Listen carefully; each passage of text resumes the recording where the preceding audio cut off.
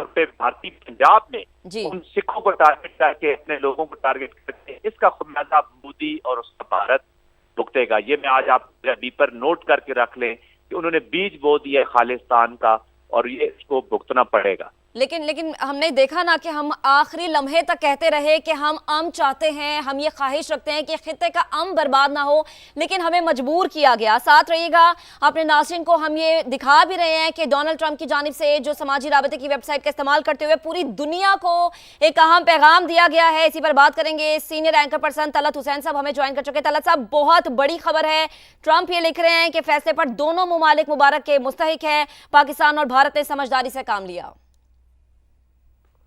جی، واقعتاً بہت بڑی خبر ہے۔ میرے خیال میں پاکستان کے لیے اس سے بڑی جیت ان حالات میں ہو نہیں سکتی، اور میں کہہ رہا ہوں ان حالات میں کیوں؟ پاکستان تیار تھا اگر ہندوستان اگلے سٹیپ پر جاتا، اور آپ نے دیکھا کہ صبح پاکستان کی طرف سے انڈیکیشن آیا کہ نیوکلیر کمانڈ اتھارٹی کا اجلاس بھی ہم بلا رہے ہیں، تو ہمارے لیے تو بڑا واضح سٹینس تھا کہ کیسے ہم نے امریکہ کو یا دنیا کے دوسرے جو اہم ممالک ہیں، ان کے کیپٹلز ہیں، ان تک اپنا پیغام پہنچانا ہے۔ اور پیغام یہ تھا کہ اگر آپ نے سیز فائر کروانی ہے تو جو پرابلم کریٹ کر رہا ہے دلی، آپ اس کا ہاتھ روکیں۔ اگر آپ اس کا ہاتھ نہیں روکیں گے تو ہمارے ہاتھ بھی نہیں رکیں گے، اور سیر کا سوا سیر ہوگا۔ تو اگر آپ اس سیز فائر کو دیکھیں، اس نے تو بات کی ہے کہ دونوں نے روکا ہے، لیکن اصل میں مجبوری ہندوستان کے لیے پیدا کی ہے۔ اور شروع دن سے پہلگام سے لے کر سیز فائر تک ہندوستان کا جو خیال تھا کہ ٹرمپ کی طرف سے اس کو بہت زبردست قسم کا، وہ کہتے ہیں کہ double hand shake and triple embrace قسم کی پالیسی ملے گی، اس کو وہ بڑا اپنے ساتھ بٹھائے گا، وہ نہیں ملی۔ امریکہ کو پتا تھا کہ اس کے اندر غلطی کس نے کی ہے، اس کے اندر زیادتی کس نے کی ہے، اور آج آپ کو نظر آیا کہ جب پاکستان کی طرف سے جواب گیا تو امریکہ بھی مجبور ہو گیا ہندوستان کا ہاتھ پکڑنے پر۔ یہ ہندوستان کا ہاتھ پکڑ کر سیز فائر کروائی گئی ہے، یہ جاننا بڑا ضروری ہے۔ پاکستان کے لیے تو آپشنز بڑی کھلی ہوئی ہیں۔ انہوں نے 6 جگہ پر حملہ کرنے کی کوشش کی، ہم نے 26 سے جواب دیا۔ تو میرے خیال میں یہ ون ون ہے پاکستان کے لیے اور واشنگٹن کے لیے، اور یہ لوز اینڈ امبیرسمنٹ ہے دلی کے لیے۔ صحیح۔ طلعت صاحب یہ بھی فرمائے گا، اسحاق ڈار جب گفتگو بھی کر رہے تھے وہ کہہ رہے تھے کہ میں پر امید ہوں کہ بھارت شاید بیک فٹ پہ اب چلا گیا تھا، اب اس کو کچھ سمجھ آ جائے۔ اور جب ہم نے بھارت کی ڈی جی کی پریس کانفرنس ہم نے سنی تھی، وہ بھی یہی کہہ رہی تھی کہ اب ہم بیک فٹ پہ جانا چاہتے ہیں، بس بہت ہو گیا ہے۔ تو واقعی کیا مودی سمجھ جائے گا؟ کیونکہ ٹریک ریکارڈ بی جے پی کا اور آر ایس ایس کا کچھ اچھا نہیں ہے، کہتے کچھ ہے کرتے کچھ ہیں۔ یہ آپ نے بہت اچھا زاویہ نکالا، اور ہم اسی پروگرام میں کرن کے ساتھ بیٹھے ہوئے، روکڑی صاحب کے ساتھ بیٹھے ہوئے بات کر رہے تھے کہ جب 6 اور 7 کو اس نے واردات کی تو اس کی طرف سے جو بیان آیا وہ بھی ذہن میں رکھیے گا کہ اب ہم نے کر لیا ہے، ہم نے ایسکیلیشن نہیں کرنی۔ اور اگلے 3-4 دن کے اندر آپ نے دیکھا انہوں نے واردات کو کیسے بڑھایا، پھر کل کے واقعات ہوئے تو دوسری مرتبہ پھر ان کی ٹھکائی ہوئی۔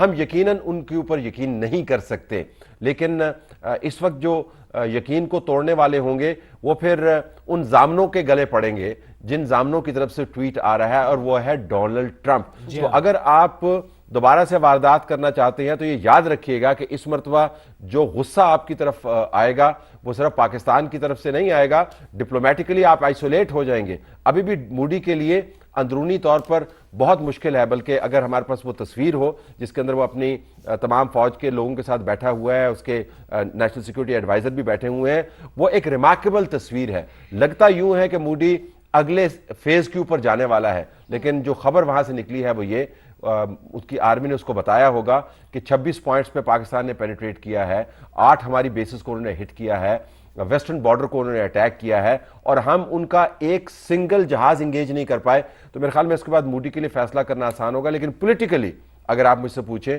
یہ جو سیز فائر ہے یہ مودی کی سیاست کا ایک ٹرننگ پوائنٹ ہے ڈاؤن فال کے حوالے سے۔ جی بالکل طلعت صاحب آپ درست کہہ رہے ہیں، اور وہ بات جو آپ شاید آپ کرے تھے۔ جی بالکل آپ نے صحیح کہا طلعت صاحب، ڈاؤن فال ہے مودی کی سیاست کا۔ لیکن آپ کیا سمجھتے ہیں، جو آج صبح سے ہی ہم بات کر رہے تھے کہ مارکو روبیو صاحب نے جو رابطے کیے تھے پاکستانی حکام سے بھی، اور پھر اس کے فوراً بعد انہوں نے بھارتی حکام سے بھی رابطے کیے تھے، تو یہ اسی کا تسلسل ہے طلعت صاحب؟ کہ مارکو روبیو کو بھی پاکستان یاد آیا جب پاکستان نے جواب دیا۔ یہی مارکو روبیو صاحب ہیں جو کندھے اچکا کے 36 گھنٹے پہلے کیا کہہ رہے تھے، اور الفاظ quote unquote, it's none of our problem fundamentally, وہ کہہ رہے ہیں کہ بنیادی طور پر ہمارا مسئلہ نہیں ہے. ہندوستان بھی ایک ہوائی گھوڑے پر چڑھا ہوا تھا. ایران کا فارن منسٹر گیا, انہوں نے انکار کر دیا. سعودی فارن منسٹر فار اسٹیٹ گیا, انہوں نے انکار کر دیا. چین نے کہا انکار کر دیا. تو روبیو صاحب کو ہم یاد نہ آتے, یہ یاد رکھنے کی بات ہے, روبیو صاحب کو ہم سفارتی طور پر یاد نہ آتے اگر آج ہم نے ہندوستان کی ٹھکائی نہ کی ہوتی. تو ٹھکائی کر کے ہم نے روبیو کو مجبور کیا ہے. وہ کوئی بہت دانشمند نہیں ہوگا پچھلے 36 گھنٹے کے اندر. ان کو پتا تھا کہ اگلے فیز میں ان کا جو سب سے بڑا ایلائی ہے, یاد رکھیے گا, ان کا ابھی بھی چائنا کے خلاف سب سے بڑا ایلائی ہے. تو ہندوستان کو مزید ہزیمت سے بچانا ان کے لیے اس لیے بھی ضروری ہے کہ وہ چائنا کے سامنے بالکل ہی بچونگڑا نہ لگے. تو روبیو صاحب کو بھی میرے خیال میں جو میزائل کی دھمک ہے جو ہندوستان پر گرے ہیں وہ ان تک بھی پہنچی ہے اور وہ اٹھ گئے ہیں ایک دم. بالکل طلعت صاحب, یہ پوری دنیا کے بہت بڑے بڑے ممالک تک یہ دھمک پہنچی ہے. مجھے یہ بھی سمجھائیے گا کہ اسحاق ڈار صاحب کا یہ بیان تھا کہ جی ہم چاہ رہے ہیں کہ چیزیں جو ہیں وہ سمٹ جائیں اور ایک اچھی ونڈو نکل آئے. چلے یہ تو شکر الحمدللہ کہ معاملات طے ہونا شروع ہو گئے. کیا ابھی ہم اس کنڈیشن میں ہیں کہ ہم یہ مطالبہ رکھ سکیں, ایک تو انڈس واٹر ٹیریٹری کا, دوسرا کشمیر کا, کیا ابھی ہم اس پوزیشن میں ہیں؟ دیکھیں, ہماری جو انڈس واٹر ٹریٹی کا معاملہ ہے وہ تو بین الاقوامی طور پر ہمیں فورم پر لڑنا ہے. اس کے اوپر میرا نہیں خیال کہ ہندوستان اس وقت جو کشیدگی کم کروانے کا عمل ہے اس کا وہ حصہ بنائے گا. لیکن ہمارے ایجنڈے پر وہ ٹاپ موسٹ چیز موجود ہے, کیونکہ آپ یاد کریں کہ نیشنل سیکیورٹی کمیٹی کا جو پہلا اعلامیہ تھا اس میں جب انہوں نے ذکر کیا تھا کہ ہم نے فل سپیکٹرم طاقت کا استعمال کرنا ہے, تو فل سپیکٹرم وہ کس بات پر کہہ رہے تھے؟ وہ ہوائی اڈوں پر نہیں کہہ رہے تھے, وہ نیوکلیر پروگرام پر نہیں کہہ رہے تھے, وہ انڈس واٹر ٹریٹی اور پانی پر کہہ رہے تھے. تو پاکستان کے لیے فنڈامنٹل ہے نیگوشیشنز کے لیے. لیکن اس وقت میرے خیال میں پاکستان کی جو پوزیشن ہے وہ بڑی واضح ہے کہ ہندوستان کو وڈرا کرنا ہے, ہندوستان کو سٹیپ بیک کرنا ہے. ہم سٹیپ بیک نہیں کریں گے. میرے خیال میں یہ بہت بڑی کامیابی ہے. صحیح. اور طلعت صاحب ایک اور سوال ہے میرا کہ کہا یہ جا رہا تھا, جو جے ڈی وینس نے اس سے پہلے یہ بیان دیا تھا, کل کے بیان کی میں ان کی بات کریں, وہ کہتے ہیں کہ ہمارا کوئی سروکار نہیں ہے, یہ تو ایک نیچرل سی چیز ہے کہ بھارت نے حملہ کیا, پاکستان نے جواب دے دیا. آج شاید کچھ سمجھ آ گئی ہے. پورے سینیریو میں کیا بھارت کو فیوریٹزم حاصل تھی امریکہ کی؟ میرے خیال میں بھارت کے لیے فیوریٹزم کیا ہے؟ وہ یقین رکھتا ہے پرانے اتوار پر جو کسی زمانے میں امریکی صدور کہا کرتے تھے, either with us or against us. ان کا خیال یہ تھا کہ واشنگٹن مکمل طور پر ان کے ساتھ ہوگا. موڈی نے ٹرمپ ایڈمنسٹریشن اور ٹرمپ کی فیملی کے اندر پچھلے 9-10 سال انویسٹمنٹ کی ہے. انہوں نے امریکہ میں جا کے بہت ان کے ساتھ گرم جوشی کے ساتھ کھانے کھائے ہیں, ان کو اپنی پگڑیاں پہنائی ہیں, ان کو اپنے چوغے پہنائے ہیں.